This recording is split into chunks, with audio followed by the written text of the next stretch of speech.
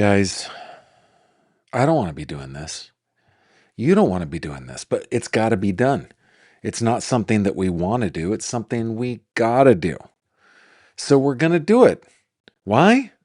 Because we gotta. What are we doing? Okay, take a deep breath. Everybody bear down. Get ready. Here goes. We're going to talk about Mackenzie Shirilla. I don't want to. I gotta. It's news that is happening, and I think, like, I had already, in my fancy stream deck, where all my buttons are for all the cases that I'm following, I had already moved this to archive. I did not ever want to go back to this case. But there's been good news. I mean, there are 2 dead people still, so yeah. But there has been good news, and it is that the Ohio Supreme Court has decided not to take up Mackenzie Shirilla's appeal. And now we're done. That's it. That's it. We're done.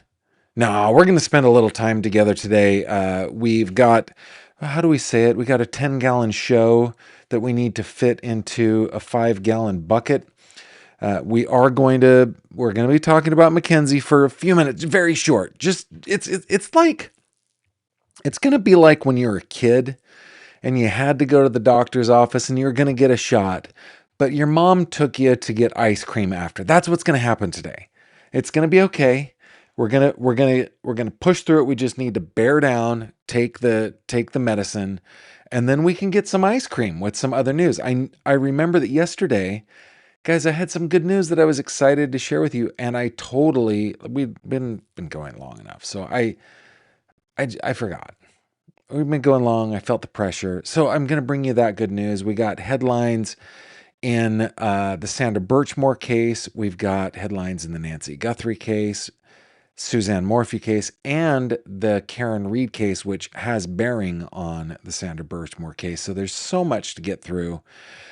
You will notice that if you're watching video, if you're listening to this, you will not have noticed this, but if you're watching, you will notice that I am wearing a handsome, I might add, Oakland Athletics jersey. Let me tell you a little bit about this before we get into the question of the day, okay?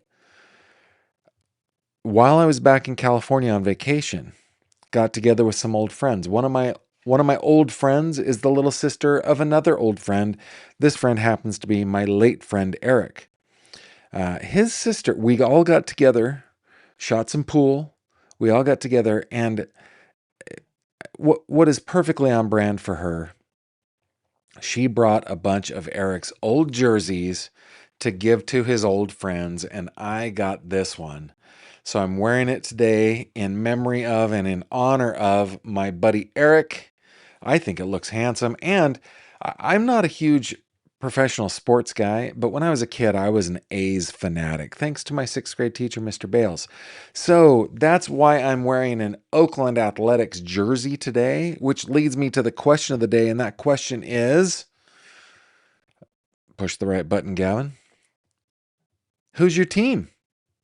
Who's your team? I want you to tell me in the comments. I want you to tell me in the live chat.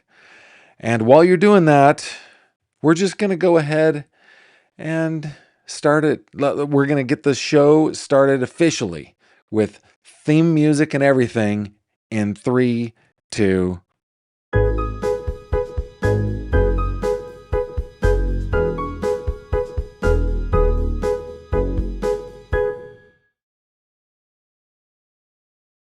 This video contains mature themes and discussions intended only for adult audiences. Viewer discretion is advised. Hello there, my friend. Welcome back to another True Crime Conversation with me, Gavin Fish. So glad you are here. Wherever here is for you, please tell me in the comments where you're tuning in from. I just absolutely love that. We're going to check in to see where you guys are watching from. And in regards to the question of the day, it doesn't have to be baseball. Right now is the year and the season where I really it's the only time I ever watch sports. It's the World Cup. Well, I like America's Cup too. I like that, but it's World Cup. So maybe you're telling me about your favorite country, your favorite soccer team. Yes, I call it soccer. I don't call it football. When I'm speaking Spanish, I call it football. But when I speak English, I call it soccer because that's what it is. Association football, ASOC football, soccer. Okay? It's soccer. That's cool. It's cool if you call it football, whatever. So it could be whatever. Just tell me who your team is and maybe what your sport is, where you're tuning in from. That makes me super happy. Guys, today we are getting into we're not going to really get into the case because we've had enough, right? We've had enough.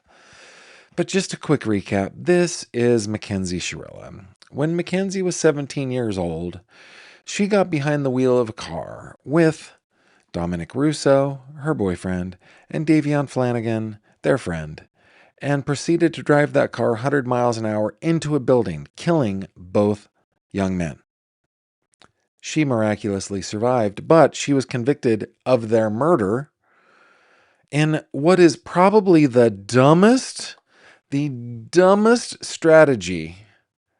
It was so dumb. I don't even... So dumb. They decided to do the trial. They decided to do a bench trial.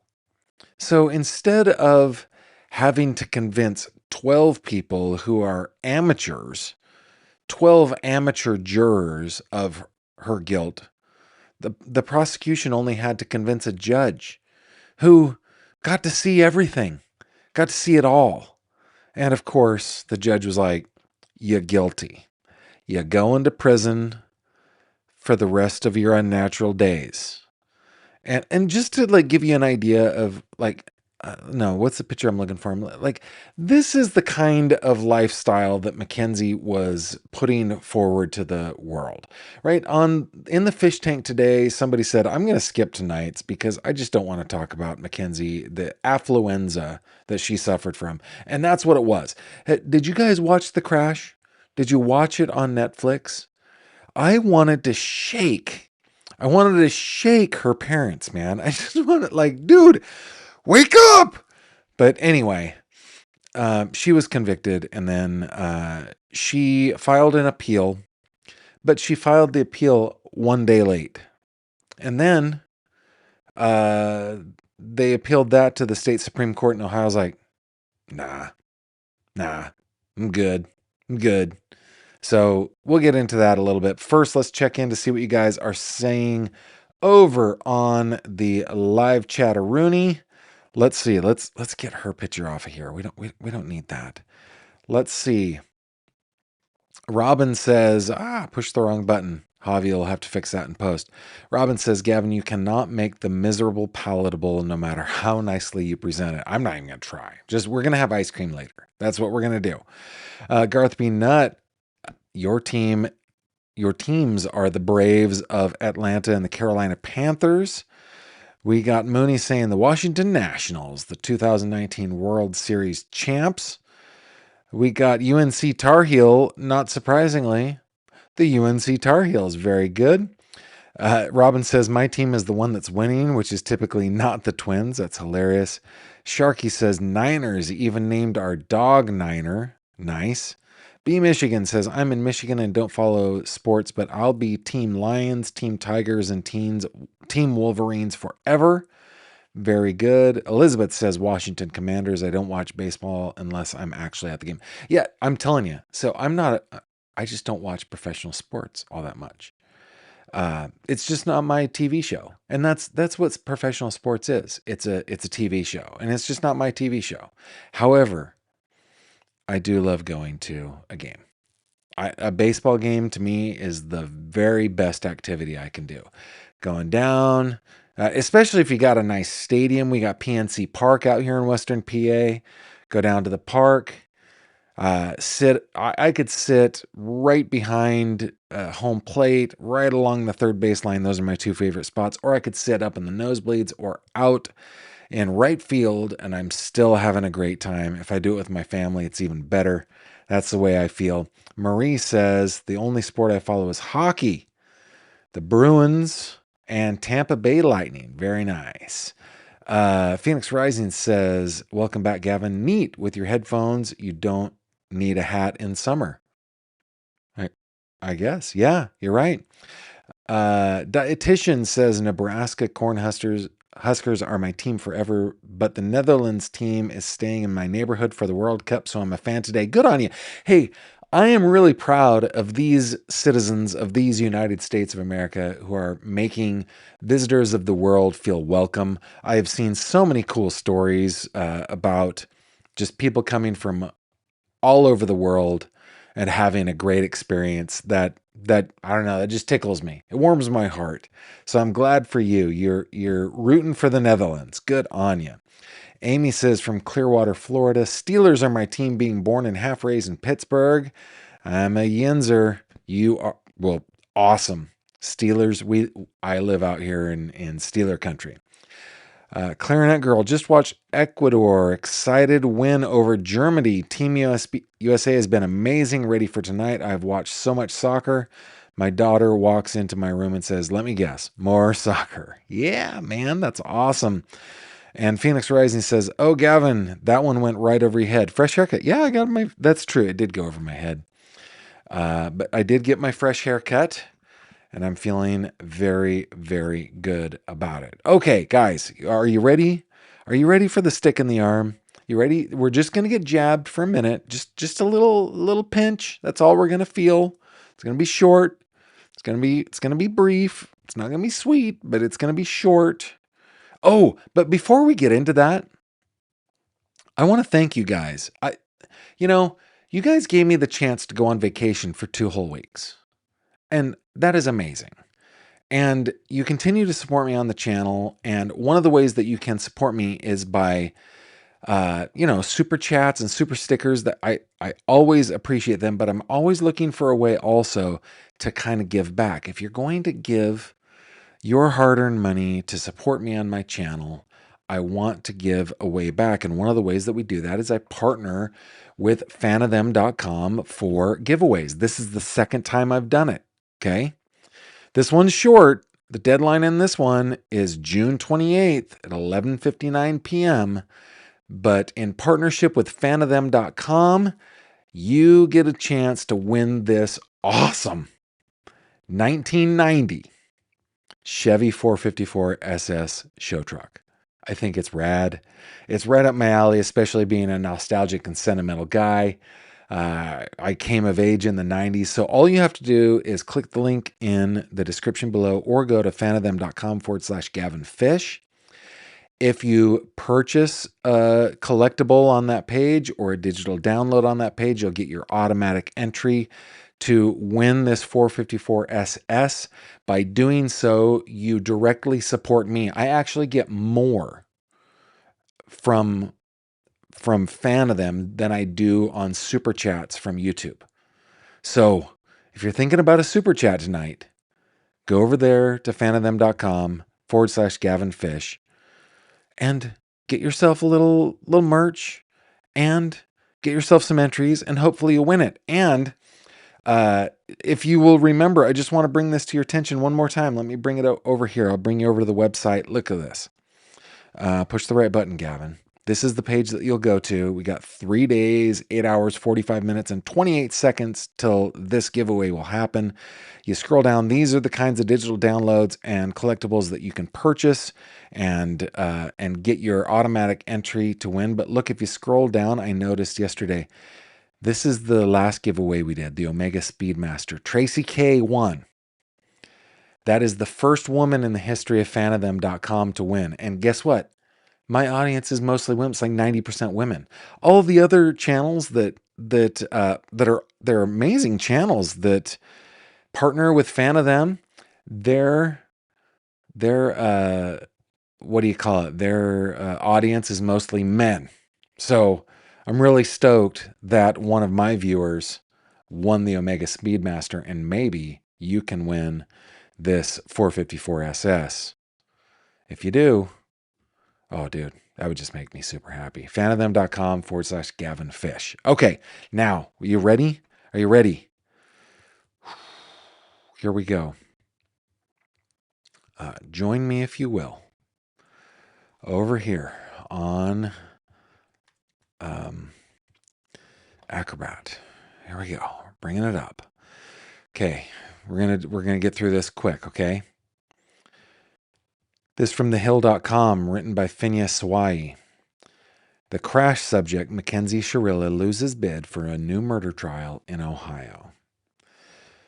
The Ohio Supreme Court declined to review an appeal for a new trial for Mackenzie Shirilla, 21, who was convicted of murder for killing her boyfriend and a friend in a 2022 car crash. Shirilla was convicted in 2023 after prosecutors argued, only to a judge. Oh my goodness, I was so stupid. I digress. After prosecutors argued she intentionally drove her car nearly 100 miles per hour without breaking into a brick wall in Strongsville when she was 17. The crash killed her boyfriend, Dominic Russo, 20, and their friend, Davion Flanagan. Here's Russo. Here's Flanagan. By the way, I'm not super impressed with anybody. This is one of those stories where you're just like, I don't like anybody here. But the fact that I don't like them does not mean that I think that it was a good thing. Like these boys didn't deserve what happened to them, right? Yeah, they were kids, right? Behaving like kids, doing stupid stuff. I don't really like these kids, but also, like, both things are true at the same time. They also didn't deserve what they got. They were passengers in the car. Okay, Shirilla was sentenced to life in prison with the eligibility of parole after serving 15 years. She's not going to be eligible for parole in 15 years. Never going to happen. She's going to spend way more time in prison. The court refused to take up her latest appeal, which sought to revive a post-conviction challenge dismissed by lower courts, ruling the petition was filed too late, and the trial court lacked jurisdiction to consider it. According to Ohio law, defendants are given 365 days to challenge their conviction after trial transcripts are filed. But Shirilla filed her petition for post-conviction relief 1 day late, causing the trial court to dismiss the petition as time barred. Guys, if there's anything that I have learned while being a spectator, a member of the gallery in court proceedings, is that time limitations are, they are the golden calf of the law. There are time limitations. So it makes me wonder if the same legal team that advised her to do a bench trial is the same legal team that filed the motion a day late. Seriously. Okay, Shirilla's lawyer argued that the petition should not be considered untimely because the filing deadline fell during a leap year. Both the lower courts and the state Supreme Court disagreed. It doesn't say 1 year. It says 365 days, you dill hole. 365 days, count the days. But it was a leap year. Yana, Attorney Fish for the defense. You see, Yana, it was a leap year. That's not how they speak in Ohio. I don't know why. I don't know why I did that. I don't know why I did that. It was dumb. So dumb. But speaking of dumb, also dumb, the excuse, but it was a leap year. Well, was it 366 days? I believe so, Yana, but it was a leap year. Why am I doing that? I got to stop doing that. One of the victim's family members said the decision brought little comfort, of course. Quote, at the end of the day, my brother is still gone, so there's no relief at all. Christine Russo, Dominic Russo's older sister, said on her podcast, The Big Sister Unhinged. The case returned to the spotlight after being the subject of a popular Netflix documentary, The Crash, released in May. Ooh, look at this writer/editor using the comma in the correct spot. I love it. Congratulations. However, I think that could be italicized instead of in quotes. Doesn't matter.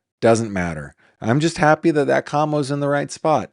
Okay, released in May, which examined the fatal crash and Shirilla's prosecution. Shirilla has maintained her innocence, saying she does not remember the crash or the events immediately preceding it, and denying that the deaths were intentional. She said in the crash, it's not my character to do that. Mackenzie, listen, I just don't I just don't think that your character is something that you should be bringing up. I mean, I'm looking at this picture of you. True, you're 17, so you're definitionally an idiot. But, I mean, I was. Everybody is. But it's not in your character to do that. I think it is. Here's my exhibit. You did it. So, yeah, bullcrap. Shirilla's mother, Natalie Shirilla, said she will continue to fight for her daughter's release. Quote, I'm finding that this appellate process is like being stuck in quicksand. Ooh, this is obviously a Gen Xer. We were all terrified of quicksand. She said in an interview with News Nation's Chris Cuomo, continuing the quote, I have no choice but to be guided by hope that somebody somewhere will be able to look at this critically and see in black and white that there was no proof of intent. I think there was lots of proof of intent. The texts, man, the texts. Shirilla is currently serving her sentence at the Ohio Reformatory for Women in Marysville, and here is her mugshot. 21 years old, and guys, we're done. Hey, we're done. We can we're done. Oh, but I do want to hear your comments on it, so I guess we're not done. Well, you know what? Every doctor's visit where we go to get ice cream has to have a trip to we have to drive over to the ice cream place, right? So we can do that while, just for a minute. Let's see. Tina May says, Gavin, but what was the basis for a new trial? Why did she think she deserved a new trial?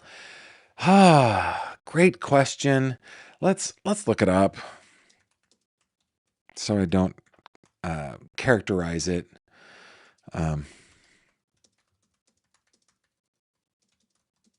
There was another article that I had prepared, but I didn't. It was too long. So let's see. Mackenzie Shirilla and her legal team pursued a new trial on grounds of ineffective assistance of counsel and newly presented medical evidence regarding an undiagnosed condition. That's right, her undiagnosed condition. What was it called? What was Mackenzie Shirilla's undiagnosed condition called? I can't remember what it was called. It was called POTS, Postural Orthostatic Tachycardia Syndrome, a chronic disorder of the autonomic nervous system that can cause symptoms of dizziness, brain fog, and fainting.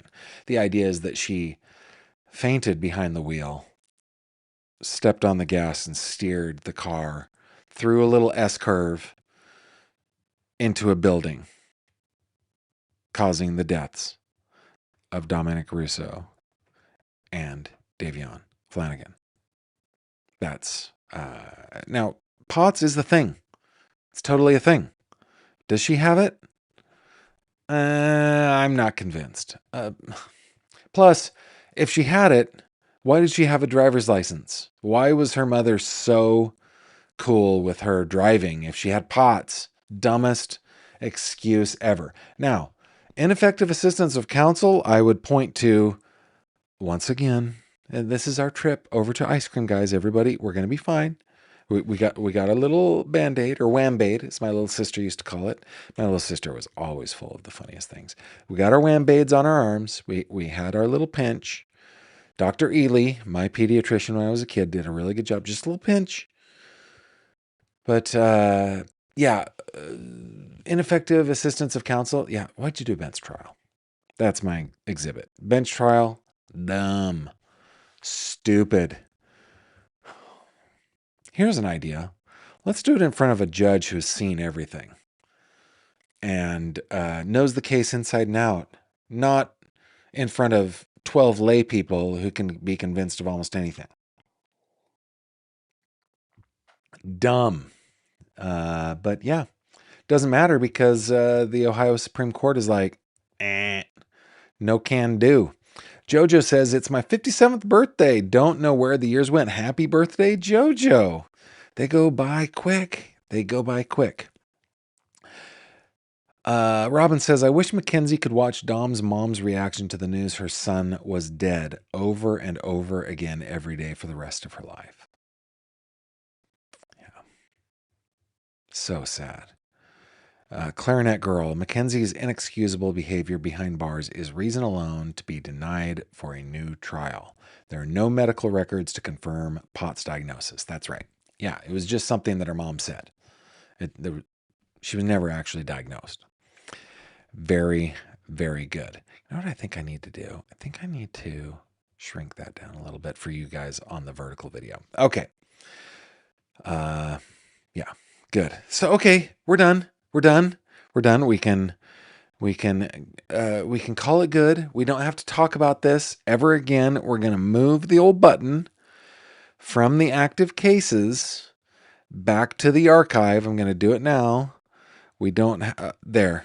She's in the archive. We don't have to worry about her ever again. Unless something stupid happens, like an appeal is granted or like parole is granted. That would be crazy. But we don't have to worry about that for like 12 years. So we're good there. So what do we got left today? What do we got left? Well, if I come over to my old agenda, we've got some headlines in the Karen Reed lawsuit issue. We've got some Suzanne Morphew information. Of course, we got some Sandra Birchmore information. Got a little bit about Nancy Guthrie, and of course, we've got good news. So we've got lots of headlines to go over. But before we do that, guys, how about we get into 3 questions, shall we? Here we go. It's 3 questions with Gavin Fish. Guys, in this segment, I answer 3 questions that you send my way to 3questions@gavinfish.com. 3questions@gavinfish.com. 3 questions@gavinfish.com. I am told by professionals that I'm supposed to say it 3 times, which is fine because we're 3questions@gavinfish.com. Javi, there I did it. I did it 4 times. 4 shalt thou not count, nor thou count thou 2. Okay. I answer your questions. You can send them 1 at a time. You can send them 100 at a time. Just send them to 3questions@gavinfish.com. 5 is right out. Dang it. And I will answer your questions in the order that I deem appropriate. Here we go. You ready? Question number 1 comes to us from Ruth. Gavin, in your opinion, what is the ugliest car ever? What a great question. Ruth, I like this question. It is easy for me. It is the AMC Gremlin. That's number 1, ugliest car ever. The second ugliest car ever, the AMC Pacer. Yes, indeed. The third ugliest car ever, the AMC Eagle. I don't know what it was about American Motors. They made the ugliest cars ever. By the way, I love questions where you guys can share your opinions too. So go ahead and share your opinion in here. What do you think is the ugliest car ever? Now, I do want to warn you though. I want to warn you that I will not accept an 89 to 93 Ford Festiva. That is the most beautiful car ever. That is the most beautiful car ever. I will not accept that as a valid answer. I won't even read it. It'll hurt my feelings if you say it. Okay? All right, question number 2. Coming to us from Barbara regarding the Mickey Steins case. Did anyone there write to governors, FBI, and tell them about the corruption going on in this town and they needed to look at their town? Barbara, to my knowledge, that had not happened. The corruption that Elizabeth Jones over on Hillbilly Crime has reported so much about. I've reported about it. The corruption there in Letcher County, Kentucky was an open secret, but people were afraid of retaliation. Remember what happened. If I go over to, let me find this. Remember what happened to Sabrina Adkins and Jennifer Hill when they filed the lawsuit against Ben Fields. They say they were retaliated against, and that's what everybody feared.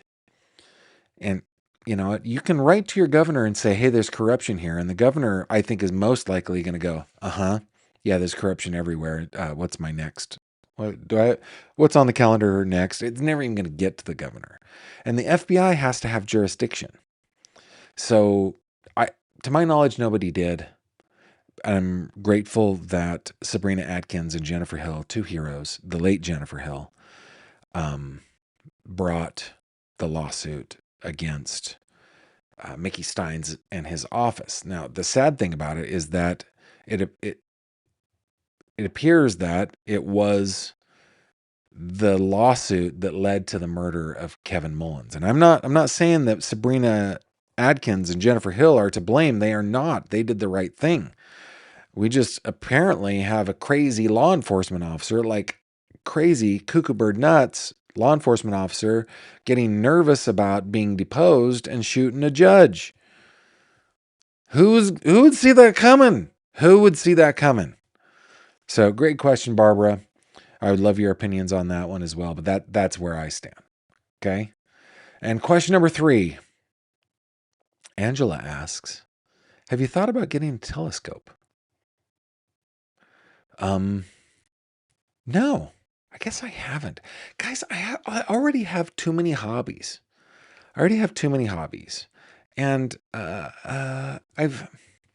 did I tell you do I have it in here? Is it? Oh yeah, it's back behind me. I've got to go out shooting the camera behind me. On the widescreen you can see it. On the vertical version of this you can't, but I gotta go out and shoot that camera. I have to admit though, I have a line on a large format camera right now that I think that I can afford. Like it's a 4x5, 4 inches by 5 inch negative that I am considering.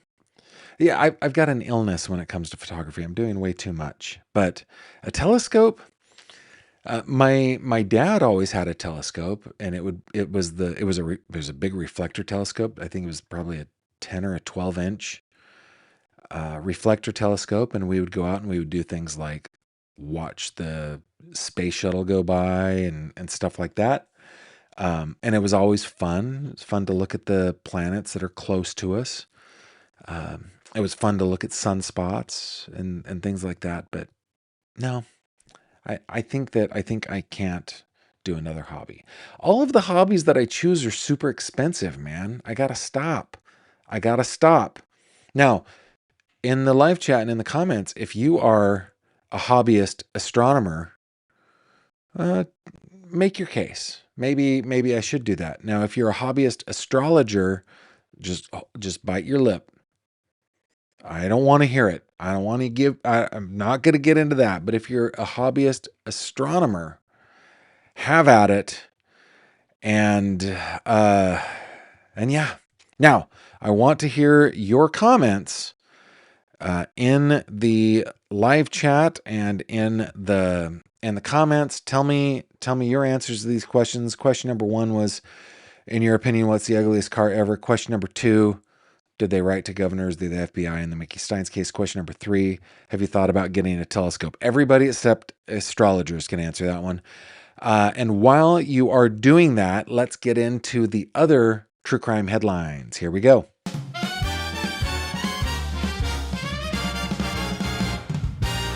True crime headlines. Okie dokie, everybody. Come with me once again over to Acrobat over here. Let me get you on the right page. Let's zoom up on it. All right, this was reported today by Brian Enton and Taylor DeLandro in News Nation. Could unmarked graves in Mexico hold clues? As the search for Nancy Guthrie continues, new details have emerged about anonymous tips claiming she is buried with nature now. I don't think that was an anonymous tip. I think it was confirmed to be from the ransom note, but okay. A volunteer search group in Mexico, Buscando Corazones Nogales, so searching hearts in Nogales, has been investigating those claims after receiving what it says were two anonymous tips. The first, received May 10th, alleged that a body matching Guthrie's description was buried in a shallow grave about 70 miles from her Tucson, Arizona home. A second tip reportedly provided additional information. Despite the group's efforts, Guthrie has not been found. Authorities do not appear to be placing significant weight on the group's claims. Investigators have not participated in the searches, and officials in Mexico have said they found no credible information linking Guthrie to the area. What has drawn attention, however, is the group's claim that it has uncovered 25 unmarked graves during its search efforts. Retired FBI agent Maureen O'Connell told News Nation's Brian Anton that while cartels are known to dispose of victims in remote areas, there's currently no evidence connecting Guthrie's disappearance to cartel activity. O'Connell suggested the group's efforts may be focused on identifying remains found in the area. She noted that DNA testing in Mexico can be more difficult because fewer people participate in genetic databases, making it harder to match remains with missing persons. Quote, there are a lot of moving parts here, O'Connell told the Brian Etten Investigates podcast. They may be looking for money to get DNA tests so that family members that have missing loved ones can find out if one of, wow, editorial, you got to do some editorial there at News Nation. You've got a couple of repeats to find out if one of the sets of these remains belongs to them so they can give them a proper burial, close quote. I've told you guys before about a friend of mine who is she's a sitting judge who tells me that anytime she drives anywhere, like, be it through the desert, through the woods, through the fields, through the hills and dales, she looks out and wonders to herself how many graves are out there. Because we only know about stupid criminals. We don't know about the super smart ones that continue to get away with it. As for the claim that Guthrie could be among the remains, O'Connell said that theory would require evidence that she was targeted by a criminal organization, something investigators have not publicly suggested. O'Connell also questioned the credibility of the anonymous tips, saying law enforcement would want to examine exactly where the information originated. Quote, if someone says they received a tip, investigators are going to want to see it, she said. Was it a text message, an email, a website submission? If there's no record of the tip, then you have to ask what you're basing your search on. So, yeah, you can. I've left the link to this article in the description of this video. So if you want to read the rest of it, but I don't know. Could Nancy Guthrie be buried in an unmarked grave in Mexico? Sure, it's possible. I think it's kind of 50-50 on probability, actually, and it's pretty close. And I think that people in, I guess, who are skilled at crossing the border undetected or easily, maybe they're detected, but do so easily. They may have taken her over there. I feel like that's a big risk, though. I feel like that's a big risk to go, okay, I've got a kidnapped person or the body of a kidnapped person, and I'm going to cross international borders. I don't know, but I guess I'm giving it 50-50 in my mind. But yeah, I think she is likely buried in an unmarked grave. Okay, let's go to this one. Zoom up on it, Gavin, so the folks can see.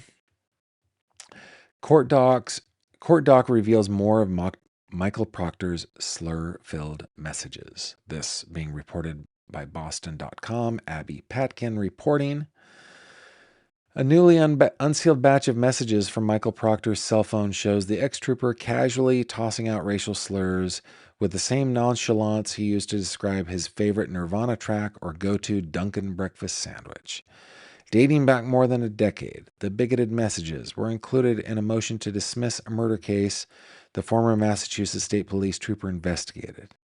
Lawyers for Miles King, a black man charged in the fatal 2021 Milton shooting, say Proctor's texts reveal a deep-seated and atrocious racial animosity that infected the entire investigation. And guys, we are going to see an avalanche of these cases because Michael Proctor's racist proclivity, whatever you want to call that, bent.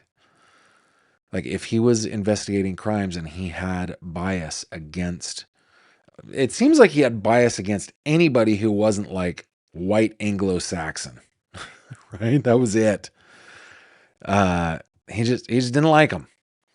So we're going to see more of these. Quote, I was planning on tying up N-word and dragging him from my bumper through the streets of Randolph, Proctor wrote in one message included in the court document.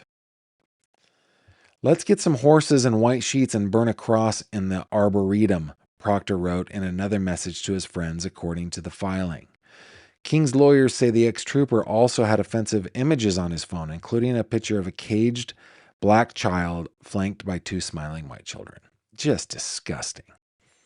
When we covered this a couple weeks ago in the Karen Reed case, I was so shocked that this even exists in today's day and age.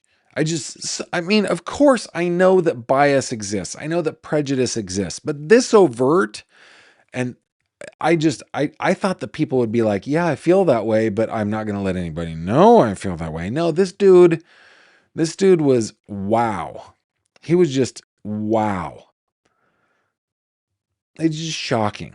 Okay, continuing the article. Proctor, the lead investigator on King's case, quote, held views so fundamentally racist and opposed to him as a black man that the entire investigation was tainted. Defense attorneys Nicole and Rosemary Scapicchio,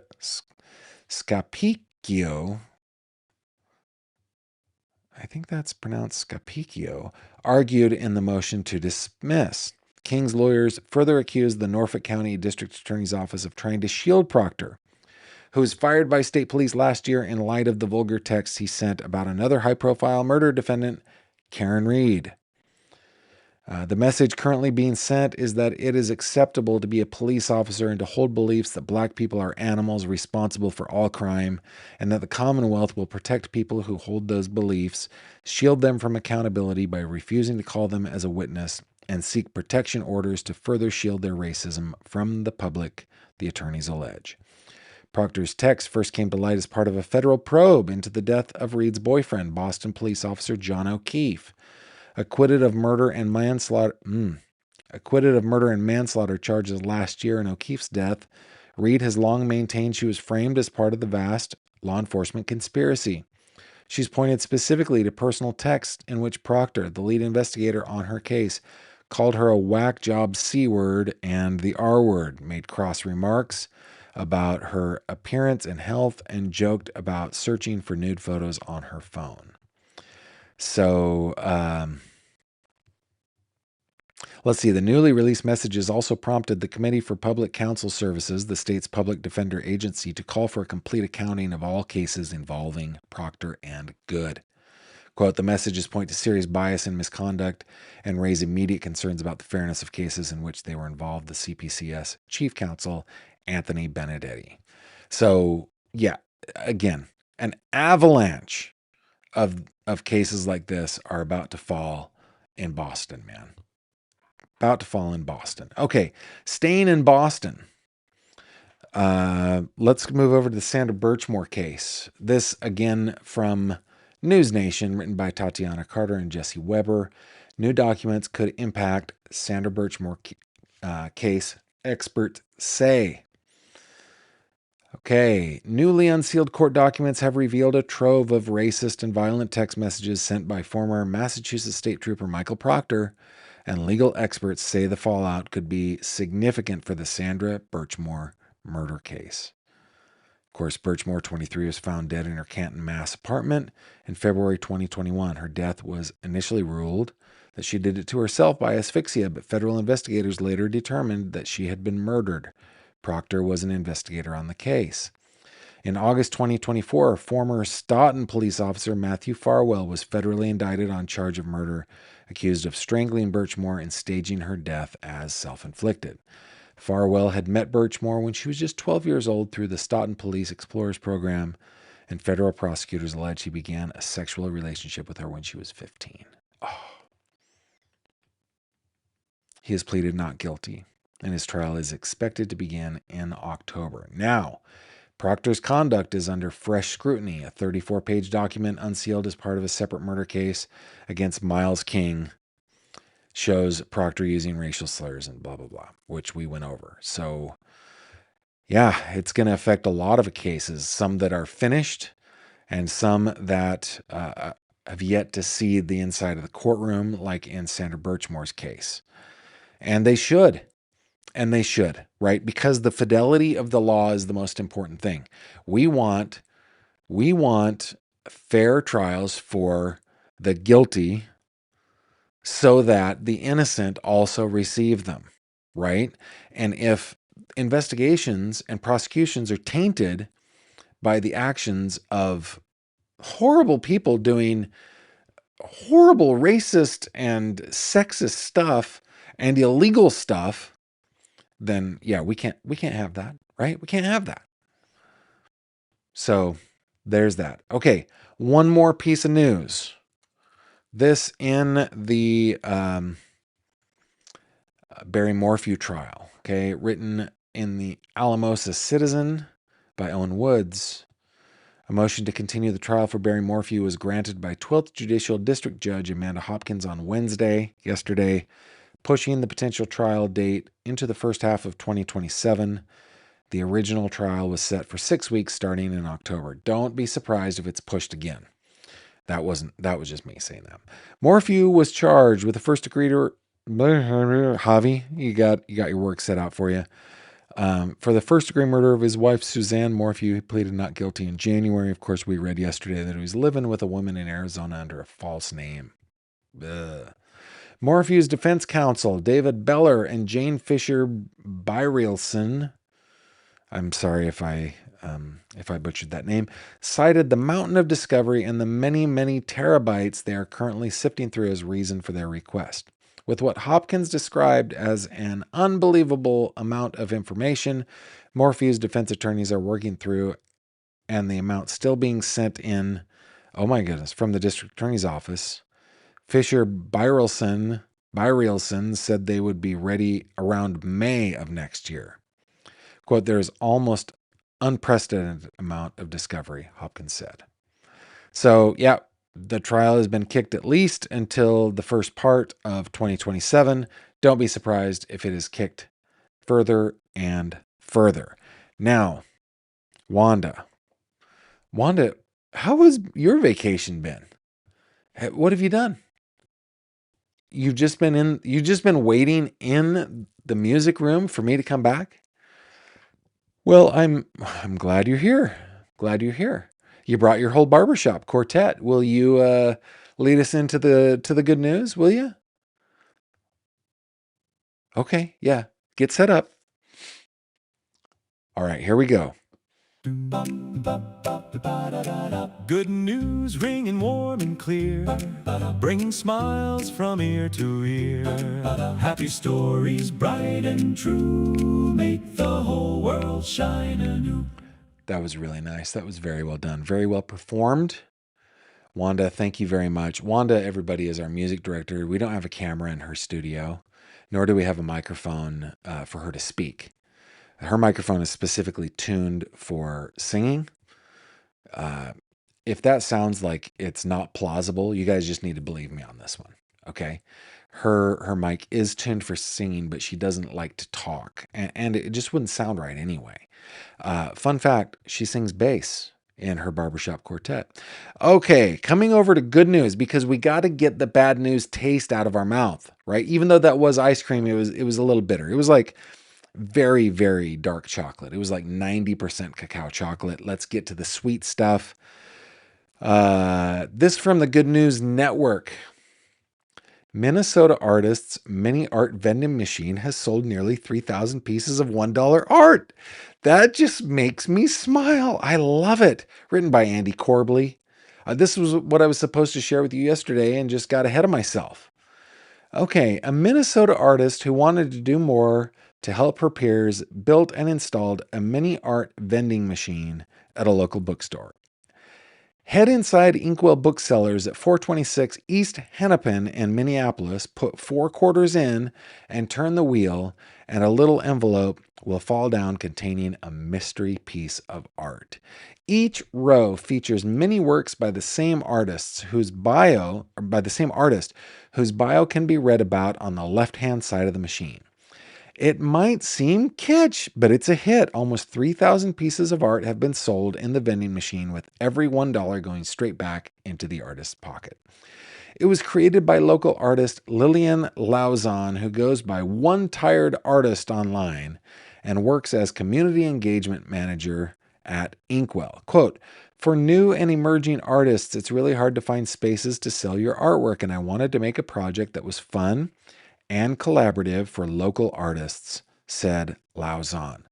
The machine needs restocking every month with works from artists who apply for gallery space online. Lauzon told CBS News that she's seen the vending machine be the catalyst that many artists can't find elsewhere. Quote, "Artists have told me that people have come to their art fairs to buy more of their artwork because what they got in this snapshot of their portfolio." Well, that's awesome, said Lauzon. There's also been a few people who have had larger commissions come out from the mini art vending machine. The machine only takes quarters, but the Inkwell staff have loads on hand to exchange for dollars.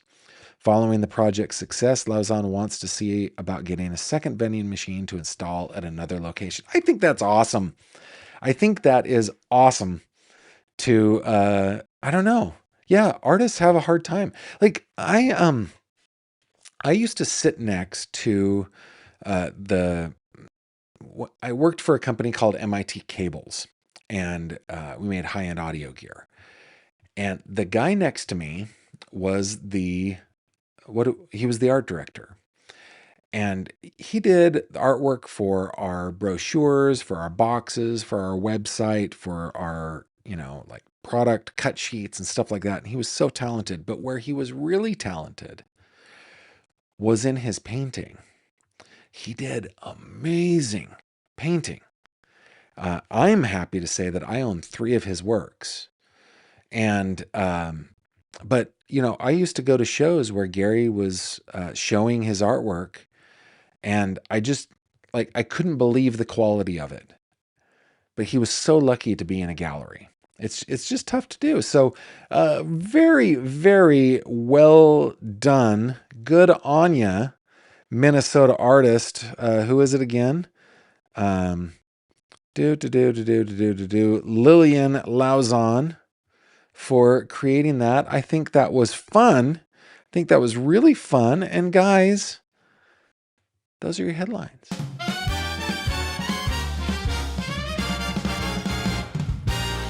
True crime headlines.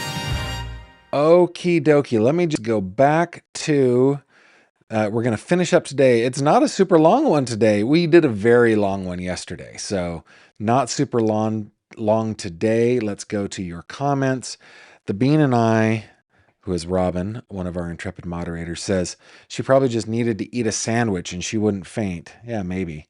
Robin also says it's the Yugo, the humble Yugoslavian import of the 80s.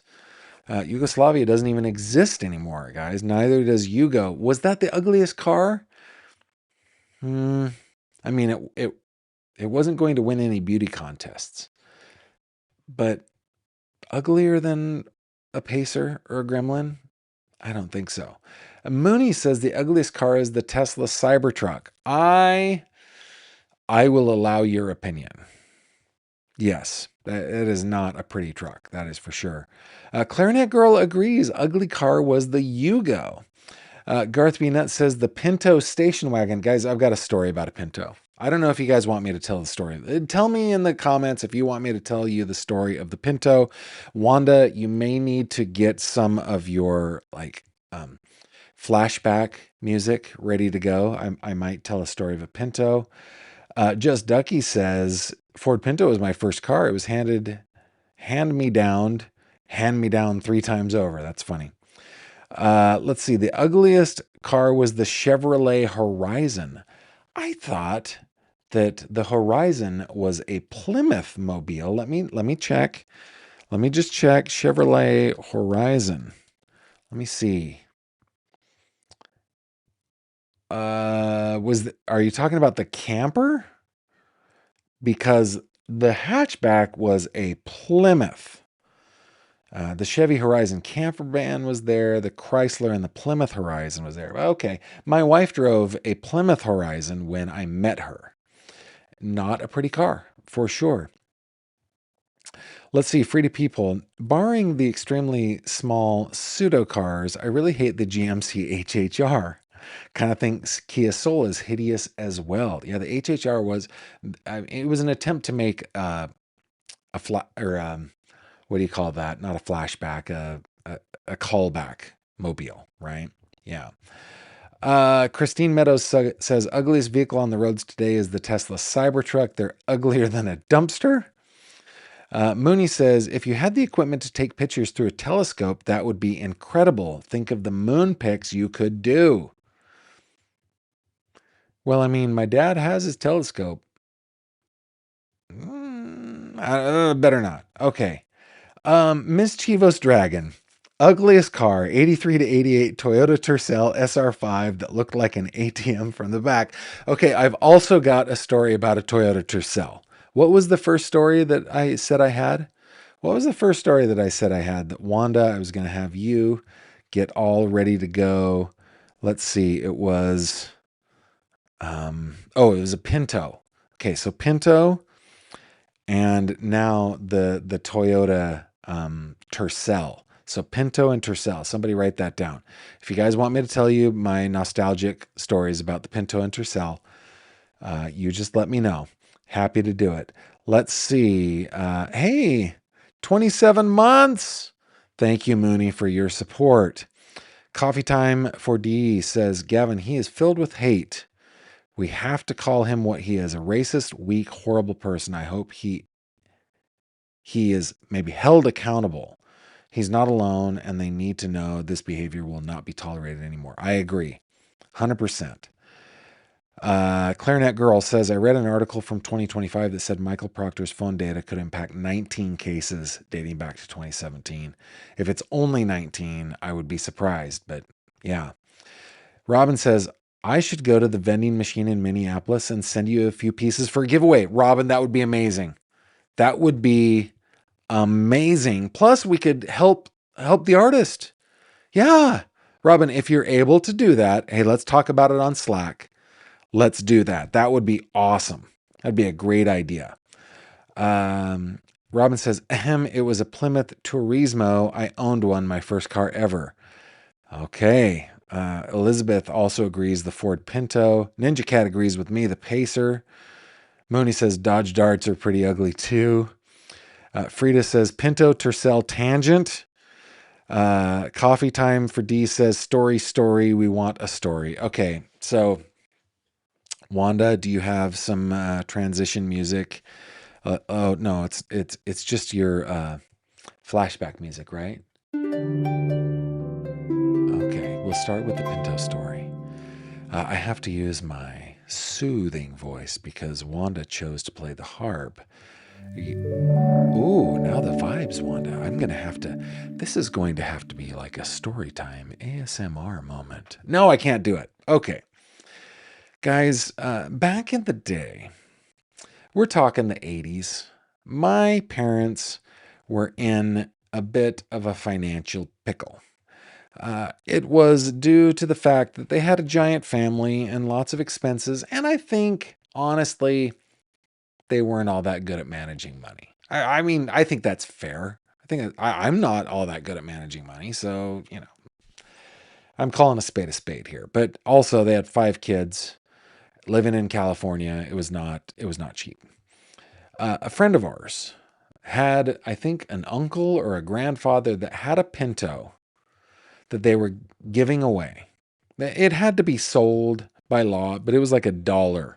For $1, you could have this Pinto. And my dad was like, oh, we need a car. Because we needed a car.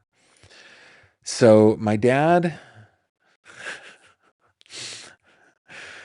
went down and paid $1 for this Pinto.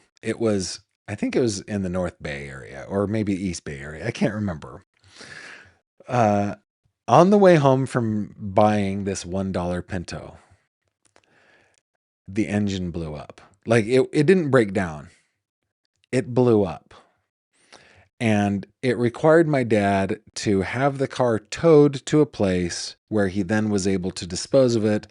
But it cost him so much money that he didn't have to tow the Pinto and then dispose of it than the dollar it cost him to buy it. That is my Pinto story. What is the other one? Tercel, right? Wanda, what do you have? What do you have for me? Oh, that's nice, Wanda. Yes. Okay. So, okay. When I was a kid, okay, first of all, I have to complain about my parents here for a second. And let me preface it by saying my parents are the best. My parents were and are the best. I don't know what I did in the universe prior to my birth to make me worthy of my parents. I never have been worthy of them. They are the best. I don't know. I won the cosmic lottery and was born to John and Shauna Fish, and they are and we're the best. But you know what? Not everybody's perfect. Not everybody's perfect. And my parents had a rule, and the rule was, in order to get your driver's license, you had to be an Eagle Scout. It was like one of those things. It was a carrot to make us earn our Eagle Scout. The problem is, and this is not a problem with my parents, it's a problem with me. I hate being told what to do. I always have. And the only thing that I hated worse than being told what to do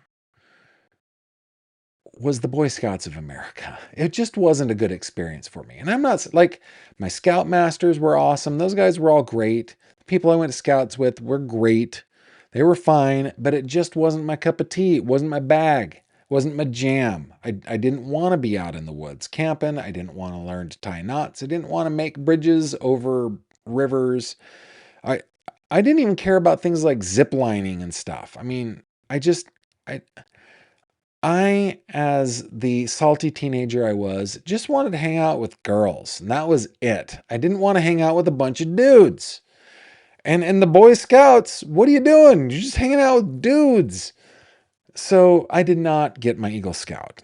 I just didn't want to get it. So that made it so that I could not get my license. Now, as I have come clean to my parents, that did not stop me from driving, but it did stop me from driving legally. And it stopped me from having a car till I was 18 years old, right? And that beautiful, glorious car was a 1993 Ford Festiva, the world's most beautiful car. Okay, but I had two friends that I hung out with a lot.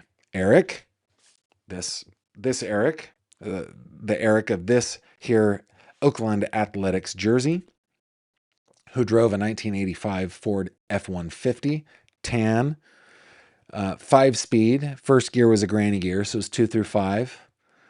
I believe it was a 2-wheel drive with a shell that matched the paint job, and there was a carpet kit in the bed. I mean, it was high class all the way. So he drove that. And then my friend, Young Matthew. We called him Young Matthew because he was 2 school years younger than us, but only 1 year younger than me. And he drove I believe it was a 1986 Toyota Tercel tan. Some of my favorite memories are in that ugly little Tercel. And you're right, it does look like an ATM from the back. But let me just give you one memory, okay? Wanda, we're gonna need another one. Going down memory lane. Thanks, Wanda. Yes. Okay. So there was this girl I was really sweet on. She was awesome. And we called her her mom because she kind of acted motherly toward us. Kinda. She totally acted motherly toward us. So we didn't even refer to her by her name for maybe 2 years. We just called her mom. And there was a Mother's Day where we decided she lived in a house that was on one side of a canyon, and on the other side of the canyon was a park, public park, but it was closed at night. And we had made this giant Happy Mother's Day sign for Mom on Mother's Day. And we needed to sneak up to the park. And it was one that was clear up on a hill. We had to drive in, but it was closed, right? And there was a caretaker that lived there. And one of my favorite memories, because Eric could not drive backwards. Kid was the worst driver ever. He was just the worst.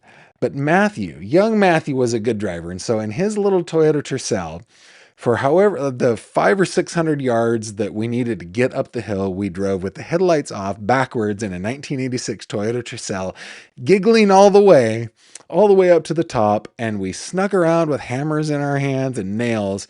And we hung up this giant sign that said, "Happy Mother's Day, Mom," on the trees across from Mom's house. It was one of my favorite memories. I'm telling this story. I mean, when Matthew and I get together, we just giggle about it because it was so funny.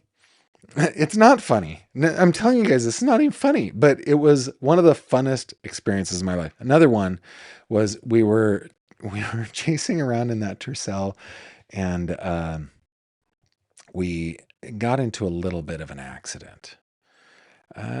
We hit a parked car. Young Matthew hit a parked car in that Tercel. But did they give up on the Tercel? No, they got it fixed. They got it repaired.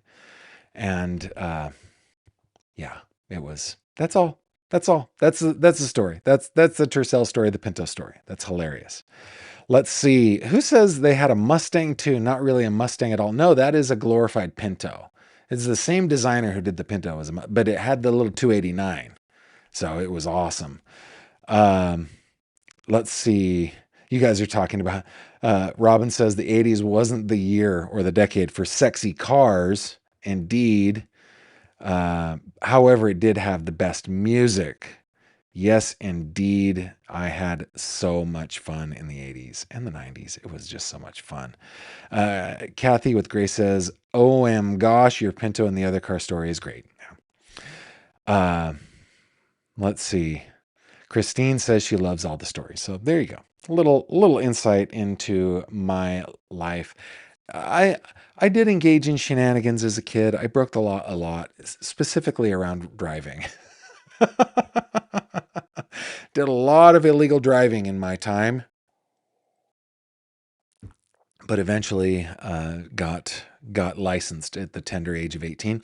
I did it on my 18th birthday in the little Ford Festiva. That's what I did my driver's test in. I'm telling you, if I had a 93 Festiva now, I would never give it up. I want a 93 Festiva. That is the post midlife crisis mobile that I'm. Last midlife crisis, I bought a BMW Z4. This time, I'm going back. I'm going back to the 90s. I'm going to buy a 93 Ford Festiva if I can find one. I've been looking for one. Thank you very much for the super chat, Kathy with Grace. I appreciate that. Thank you very, very much. And thank you guys for sitting through the proverbial injection so that we could get to the ice cream. I like spending some time with you. Thank you for spending all this time with me and sticking around for the end. Do not forget, friends of mine, that we have teamed up with fanofthem.com to give away this amazing 90s mobile. This isn't ugly. This thing's rad. Chevy 454 SS pickup truck. All you have to do is go to fanofthem.com/Gavin Fish, buy yourself some merch, buy yourself a digital download, and you support the channel, and you get a chance to win this awesome 1990 Chevy 454 SS. I hope one of you wins it. I hope. The deadline to enter the giveaway is June 28th, coming up. And with that, guys, we come to the end of our program. And so I bid you adieu. We'll be back tomorrow, same time, 6 p.m. right here on YouTube. And of course, on Spotify, Premium Video, and wherever you get your podcasts. I hope to see you then. Until then, take care of yourselves. Bye-bye.